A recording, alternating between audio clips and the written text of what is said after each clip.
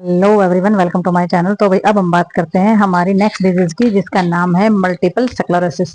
ठीक है, तो मल्टीपल स्क्लेरोसिस होती क्या, सबसे पहले हम जानेंगे इंट्रोडक्शंस में। तो इंट्रोडक्शन में इन्होंने बताया multiple sclerosis is the chronic and the disabling disease that usually start in young adult and is 2 से 3 times more common in women that man. तो इन्होंने बताया है कि मल्टीपल स्क्लेरोसिस जो है बहुत ही पुरानी बीमारी है, और ये जो बीमारी होती है ये हमारे जवान उम्र में भी ये हो सकती है, और 2 से 3 टाइम कम हो सकती है, 2 से 3 बार ये हो सकती है। और ये जो है वो वुमेन में ज्यादा होती है मैन की बजाय, यानी कि औरतों में, महिलाओं में बहुत ज्यादा पाई जाती है आदमियों के बजाय। ठीक है, it is caused by the damage to nerve cells in the CNS. तो इसमें जो हमारा सीएनएस यानी कि सेंट्रल नर्व सिस्टम जो होता है, उसके अंदर पाए जाने वाले जो नर्व सेल्स होते हैं वो डैमेज होते हैं, तब ये कारण बनती है हमारी प्रॉब्लम का। ठीक है, तो इसमें क्या होता है, myelin is produced by the oligodendrocytes which are the group of cell the sports neurons. तो इसमें भी हमारी जो माइलाइन सीट होती है वो हमारा जो ग्रुप होता है सेल्स का, हमारी माइलाइन जो डिस्ट्रॉय होती है, इसके अंदर सबसे पहले ये चीज है कि माइलाइन जो डिस्ट्रॉय होती है, वहां के सेल जो डिस्ट्रॉय होते हैं तभी नॉर्मलिटी हमारी होती है। ठीक है, और मल्टीपल स्क्लेरोसिस जो होती है उसको क्या बोला जाता है, डीमाइलाइजेशन बोला जाता है। तो इसके अंदर जब मल्टीपल स्क्लेरोसिस होता है, इसमें डीमाइलाइन यानी कि माइलाइन के अंदर पाए जाने वाले जो सेल्स होते हैं वो हमारे क्या हो जाते हैं, डिस्ट्रॉय हो जाते हैं। तो इसमें क्या हो जाता है, हमारे जो इम्यूनिटी सिस्टम है वो क्या करता है, इम्यूनिटी सिस्टम पर ये अटैक करता है सीधा, और हमारी माइलाइन जो है वो डिस्ट्रॉय हो जाती है। तो इम्यूनिटी सिस्टम इस पे माइलाइन पे ही वो करेगा, अटैक करेगा, डिस्ट्रॉय हो जाएगी हमारी माइलाइन सीट। और इसमें क्या हो जाएगा, इसमें हमारे जो कॉमन जो न्यूरॉन्स का जो ब्रेक डाउन होता है वो होना स्टार्ट हो जाएगा। तो ये तो कॉमन है कि भाई न्यूरॉन में जब माइलाइन सीट जो डिस्ट्रॉय हो जाएगी तो जो हमारे न्यूरॉन्स होते हैं वो टूटना स्टार्ट हो जाएंगे, और अल्टीमेट क्या लीड हो जाएगा, हमारा सेंसरी और मोटोर है जो, उसमें क्या आ जाएगा, उसमें कॉग्निटिव प्रॉब्लम्स आनी स्टार्ट हो जाएगी। यानी कि सेंसरी और मोटर सिस्टम जो हमारा मैसेज भेजने का और मैसेज के आने का जो जरिया होता है उसमें डिस्टरबेंस आ जाएगी और प्रॉब्लम होनी स्टार्ट हो जाएगी। ठीक है, तो ये हमारा इंट्रोडक्शन में। अब हम देखते हैं कि भी डेफिनेशन में इन्होंने क्या बताया। तो इन्होंने बताया कि मल्टीपल स्क्लेरोसिस जो होती है वो कैसी बीमारी, हमारी डीमाइलाइनिंग। ठीक है, तो जो हमारी माइलाइन सीट है उसका डिस्ट्रॉय हो जाना, तो ये बीमारी जो है हमारी इस तरीके से ही होती है। और ये नर्व सेल्स जो होते हैं, इसमें हमारे ब्रेन और स्पाइन कोड के जो नर्व सेल्स होते हैं वो हमारे डैमेज होते हैं इसके अंदर। तो जो डैमेज होते हैं और हमारे डिरेक्टर्स होते हैं ability to nerve system to communicate resulting in the range of sign और सिम्टम। और इसमें क्या हो जाता है, इसमें जो हमारा नर्वस सिस्टम होता है उसमें जो कम्युनिकेट करने की जो क्षमता होती है वो बिल्कुल ही कम हो जाती है। जब ये डैमेज हो जाते हैं हमारे सेल, ब्रेन और स्पाइन कोड के जो सेल हमारे डैमेज होंगे, तो इसमें जो नर्वस सिस्टम होता है उसमें कम्युनिकेट नहीं कर पाते हैं, और उसका रिजल्ट क्या होगा, उसके साइन और सिम्टम्स जो दिखाई देना स्टार्ट हो जाते हैं। यानी कि सीएनएस का जो हमारा वर्क है वो बहुत ही कम हो जाता है और उसके साइन सिम्टम दिखाई देने स्टार्ट हो जाते हैं। तो ये होता है हमारा मल्टीपल स्क्लेरोसिस, और ये हमारी माइलाइन सीट के अंदर पाए जाने वाले जो सेल्स होते हैं उसके डैमेज होने या माइलाइन को डैमेज होने को बोला जाता है। ठीक है, 2 से 3 टाइम हो सकता है और वुमेन्स में ज्यादा होता है। तो नेक्स्ट देखते हैं हम इसके बारे में। तो नेक्स्ट देखते हैं हम इसमें कोज। तो भाई कारण क्या क्या रहते हैं इसके, जो हमारे स्क्लेरोसिस होता है इसके रीजन क्या क्या रहते हैं। सबसे पहले तो इन्होंने रीजन बताया अननोन, कि भी पता नहीं चलता है, ये कैसे ही भी हो सकता है।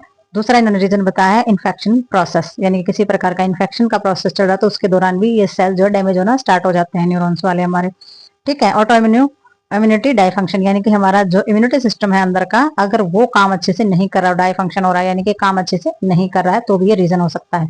तो आगे हमारा आ जाता है रिस्क फैक्टर। तो रिस्क हमारा किन किन चीजों से, infection is the measles mumps and rubella. अगर इस प्रकार का इन्फेक्शन आपको है, यानी कि किसी प्रकार का गलघोटू रोग है या खसरा है या रुबेला है, तो ये बीमारियों के नाम तो आपने सुनी रखे होंगे फर्स्ट ईयर में। तो अगर इस तरीके का कोई इन्फेक्शन और बीमारी है, और इमोशनल स्ट्रेस अगर ले रखा है, ठीक है, अगर प्रेगनेंसी है, ठीक है, गर्भवती महिला है, विटामिन डी की अगर कमी है उसके अंदर, और फिजिकल इंजरीज यानी शारीरिक प्रकार की कोई चोट है, या थकावट ज्यादा रहती है, या फिर हमारा वायरस है, एपिस्टेंस बार वायरस का नाम का जो वायरस होता है उसकी वजह से, ये अगर चीजें होती है तो रिस्क फैक्टर हो जाता है। यानी कि ये प्रॉब्लम भी है और ऊपर से ये चीजें भी हैं, तो ये खतरे का निशानी होती है, यानी कि बहुत ज्यादा खतरा उत्पन्न होता है इससे।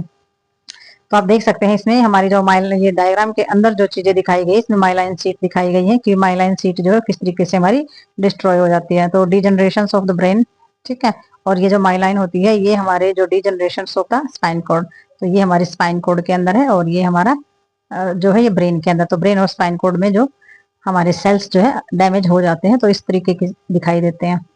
तो नेक्स्ट हम इसमें देखेंगे, इसमें जो फिजियोलॉजी जो हमारी बताई गई है कि किस तरीके की फिजियोलॉजी होती है, जो हमारी स्टेज टू स्टेज जो है चीजें करती हैं काम।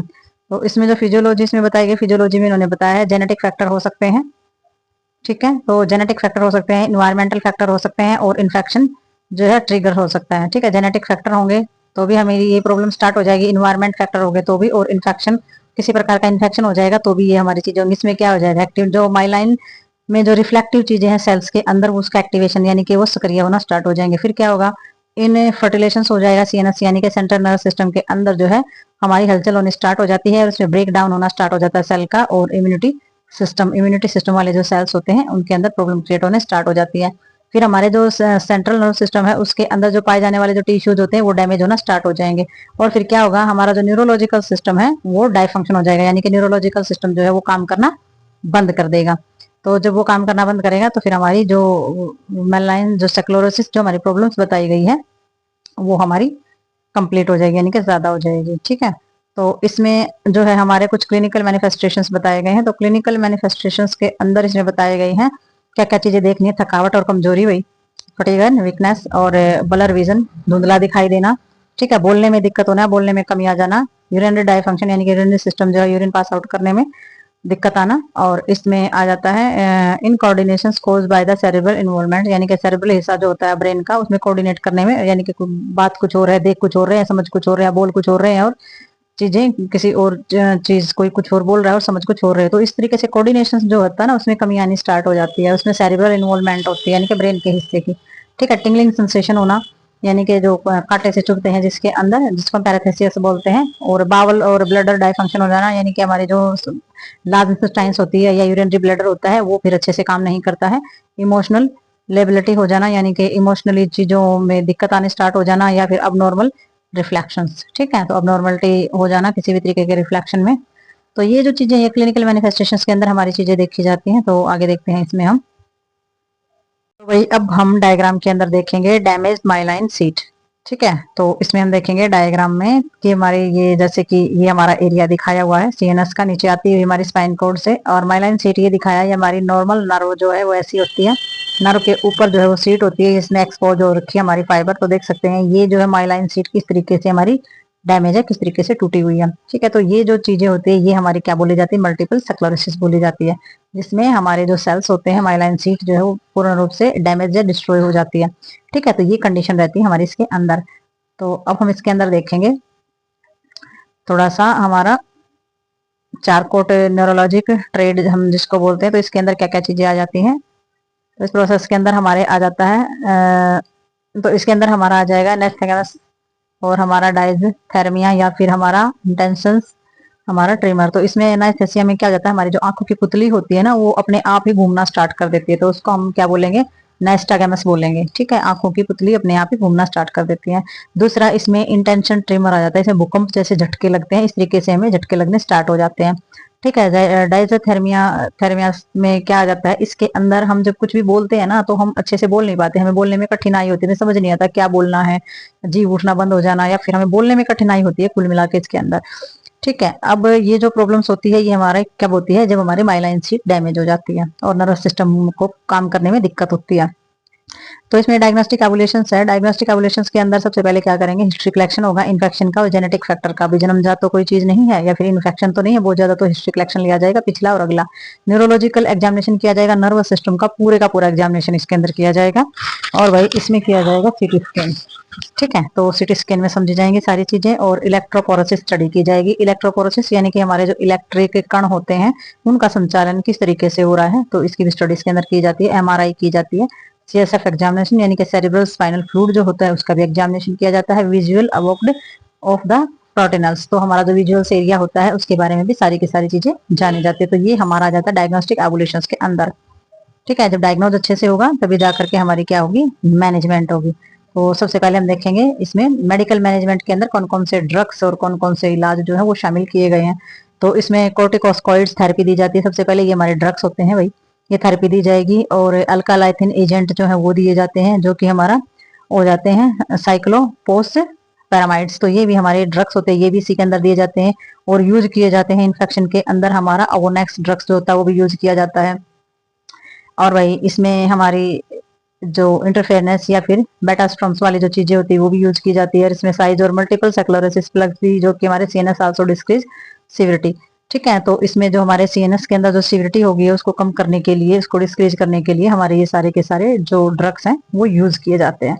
ठीक है, तो नेक्स्ट हमारा इसमें आ जाता है नर्सिंग मैनेजमेंट। तो अब हम देखेंगे कि भी नर्स जो है उसको क्या क्या चीजें मैनेज करके रखनी है। ठीक है, तो नर्स जो है वो मैनेज करके रखेगी चीजें ताकि पेशेंट जो है वो रिकवरी जल्दी कर सके। तो इसमें सबसे पहले क्या करेगी, क्या प्रोवाइड करेगी, साइकोलॉजिकल सपोर्ट जो है पेशेंट और परिवार को प्रोवाइड करेगी। दूसरा, इंक्रीज करेगी कंफर्ट, कंफर्ट रहने के लिए मसाज करना या रिलैक्स के लिए बाथ वगैरह कराना, ये भी इंक्रीज कराएगी। ठीक है, दूसरा एडमिनिस्ट्रेट कराएगी मेडिसिन वगैरह जो है जो प्रिस्क्राइब की गई डॉक्टर के द्वारा, वो सारी की सारी जो है पेशेंट को अच्छे से देगी। दूसरा, प्रमोट करेगी इमोशनल स्टेबिलिटी देगी पेशेंट को और मदद करेगी पेशेंट की स्टेब्लिश होने में, और डेली रूटीन की जो भी चीजें मेंटेन करने की है उन सभी चीजों में, और जो फंक्शन होते हैं डेली रूटीन में उनमें हेल्प करेगी। ठीक है, नेक्स्ट क्या करना है नर्स ने, बेड पान वगैरह या फिर यूरिनल रेडिटी यानी कि जिसमें यूरिन पास आउट करते हैं या फिकल मैटर्स जो निकाला जाता है उसको पास में ही रखेगी पेशेंट के, क्योंकि किसी भी टाइम जो है पेशेंट को इमीडिएट जरूरत पड़ सकती है उस चीज की।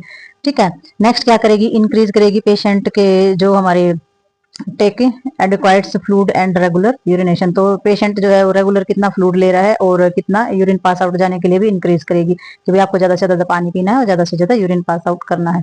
ठीक है, और क्या करना है पेशेंट को, एडवाइजर reactions of the administration medications. तो पेशेंट को सारे के सारी जो दवाइयां जो है जो लेनी है उसके लिए भी सारे के सारे या फिर जो उसके रिएक्शंस है उसके लिए एडवाइस करेगी।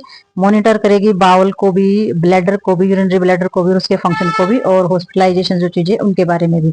ठीक है, वो सारी के सारी हॉस्पिटल में रहते हुए उसका बाउल कैसा काम कर रहा है, यानी कि जो बड़ी आंत है वो कैसा काम करे, यूरिनरी ब्लैडर किस तरीके से फंक्शन कर रहा है, ये सारी की सारी चीजें देखेगी हॉस्पिटलाइज होने के बाद। दूसरा, पेशेंट का न्यूरोलॉजिकल स्टेटस जो है, जो डिफिशिएट चीजें हैं वो सारी की सारी देखेंगे। नर्वस सिस्टम किस तरीके से काम कर रहा है पेशेंट का, वो भी एसेस करना है। नेक्स्ट क्या करना है, नर्स को इंक्रीज करना है पेशेंट और फैमिली के डेवलपमेंट और उनके स्ट्रेंथ है, प्रॉब्लम सोल्व करने के लिए जो स्किल होती है, और डील विद सिचुएशन, उनकी सिचुएशन के साथ अच्छे से डील करना है, अपने स्किल के अनुसार उनकी प्रॉब्लम को सोल्व करना है, स्ट्रेंथ को डेवलप करना है परिवार की जो भी पेशेंट का परिवार है उसकी। ठीक है, तो ये नर्स का ही काम है, सारी की सारी चीजें इंकरेज करेगी पेशेंट के परिवार को सब चीजों के लिए, यानी इनकी स्ट्रेंथ बढ़ाएगी, इनकी प्रॉब्लम सोल्व करेगी, स्किल के अनुसार सिचुएशन के अनुसार देख के काम करेगी। ठीक है, और भाई नेक्स्ट आ जाता है we should encourage the patient family and expressions of the feeling including frustrations, anger and hopelessness. तो भैया आपने सारी चीजों को ध्यान देना है, पेशेंट के परिवार है उसके एक्सप्रेशन से, उसकी किस तरीके की उनकी भावनाएं हैं, अगर वो किसी चीज से फ्रस्ट्रेट हो चुके हैं या उनको बहुत ज्यादा गुस्सा आ रहा है या फिर वो होपलेस हो चुके हैं, उन्हें उम्मीद नहीं है, तो ऐसे मौके पर भी आप उनका सहारा बनोगे। ठीक है, तो अब इसमें हमारा आ जाता है आइडेंटिफाई करना है।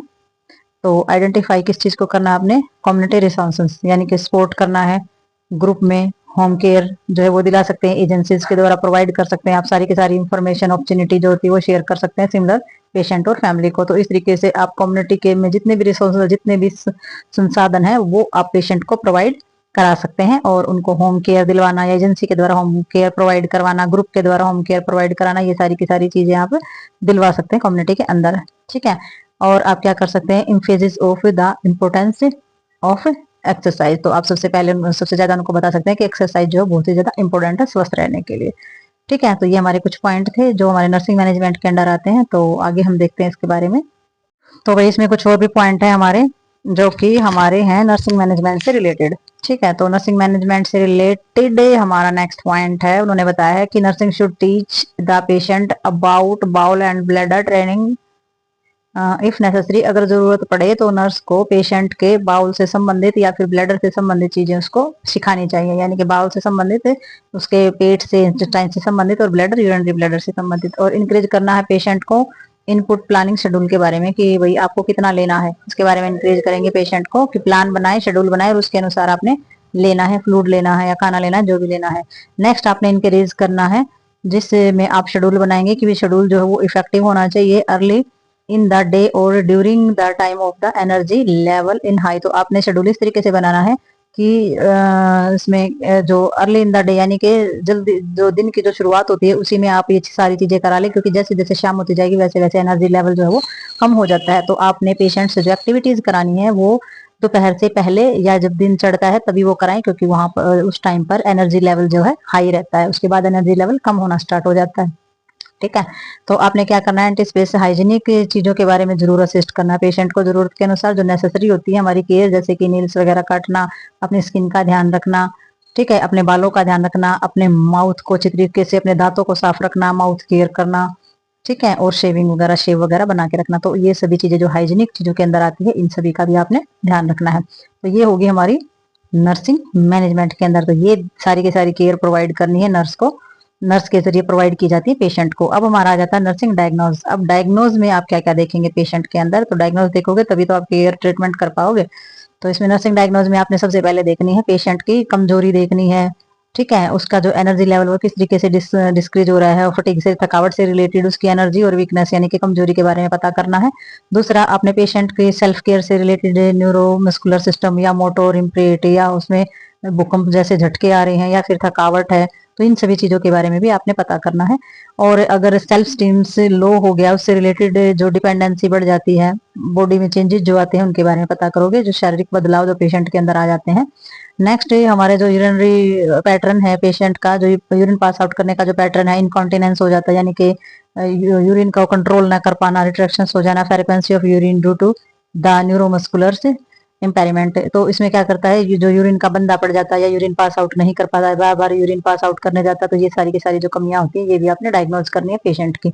नेक्स्ट आपने करना है risk for the ineffective calming disabled family opening related to the physiological change, psychological change, anxiety, और इसमें आ जाती है सिचुएशनल क्राइसिस, रोल चेंज। तो इसमें सारी के सारी जो रिस्क की जो चीजें होती है, यानी खतरे की चीजें होती हैं, इनइफेक्टिव कॉपिंग में कौन कौन सी चीजें आ जाती है, परिवार से संबंधित जो रिलेटेड चीजें हैं, शारीरिक बदलाव आ जाए या मानसिक रूप से किसी चीज में बदलाव आ जाता है, बेचैनी होनी स्टार्ट हो जाती है, सिचुएशन के हिसाब से कुछ प्रॉब्लम क्रिएट हो जाती है, तो इसमें जो रूल्स वगैरह होते हैं वो भी चेंज हो जाते हैं। तो इसमें सारी की सारी इन चीजों पे भी आपने ये सारी की सारी चीजें आपने डायग्नोज करनी है भी, किस वजह से कौन कौन सी चीजें हमारी चेंज हो रही है, और किन अगर कोई चेंजेस आ रहे हैं तो उसको हम ठीक कैसे कर सकते हैं।